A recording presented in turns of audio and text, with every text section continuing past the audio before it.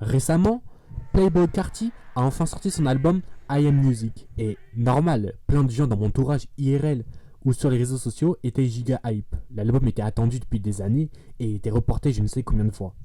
Mais en parallèle, beaucoup rappelaient aussi que Carti a été accusé de violence conjugale. Et moi, je m'en foutais un peu. Je suis pas fan de Carti et je vais pas écouter l'album.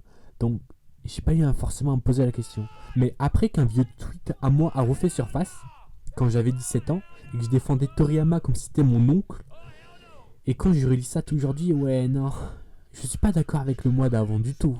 Et ça m'a forcé à poser la vraie question, est-ce que je peux encore apprécier une œuvre quand je sais que la personne derrière a fait des dingueries? Est-ce que je peux lire, écouter, jouer à cette œuvre faite par un créateur controversé sans me sentir coupable, sans réduire des actes graves à rien de plus que des gaffes, voire même me faire influencer? Et à mon avis, ça dépend entièrement de l'acte en question, de l'ancienneté de l'acte, dans le cas où l'auteur a tourné la page, et de l'influence que ça a sur le média. Dans cette vidéo, j'aimerais sortir quelques exemples. Bien évidemment, c'est que mes opinions et c'est normal que vous soyez pas d'accord avec mes propos. Juste, ne me faites pas dire ce que j'ai pas dit. Sur ce, commençons.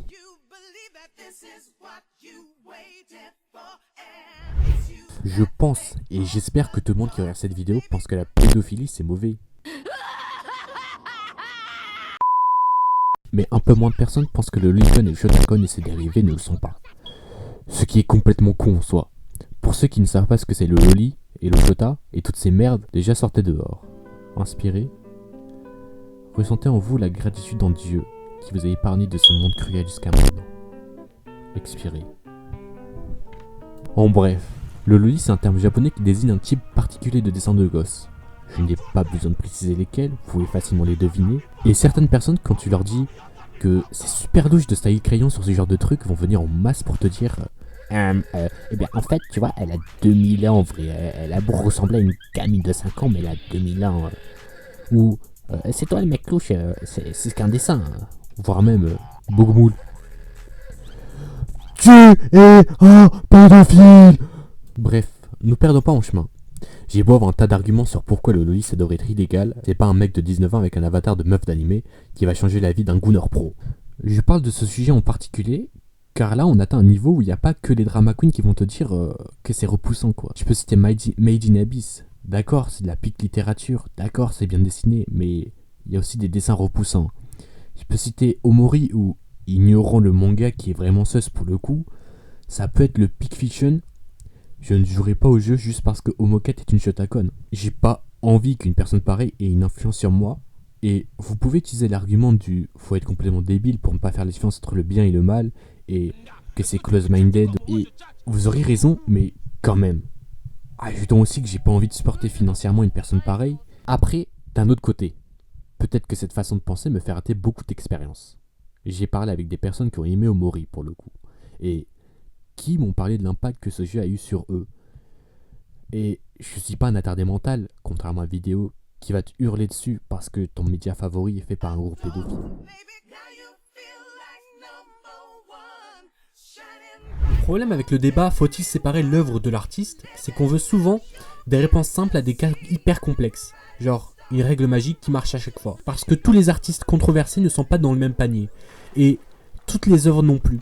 Du coup, voilà quelques distinctions qui, à mon avis, changent le tout. Tout d'abord, il y a l'âge et le contexte des actes. Il y a une différence entre dire une dinguerie à l'adolescence, quand on est dans son arc edgy et red pill, et persister à défendre des idées foireuses à 40 piges avec une plateforme de 3 millions d'abonnés. Si un artiste a fait une erreur dans sa jeunesse, s'il a reconnu ses torts, s'il a évolué, est-ce qu'on peut le condamner à vie? Est-ce qu'on peut lui laisser une chance de rédemption? Perso, je pense que oui. Surtout en prenant en compte que moi-même j'étais dans cet arc où je me croyais hors de la matrice, alors que j'étais juste dans une spirale d'émotions négatives. Mais ça veut pas dire tout excuser non plus. Faut aussi regarder s'il y a une prise de responsabilité réelle, pas juste un désolé si vous avez été offensé quoi. We gotta definitely write a song about how we do not diddle kids.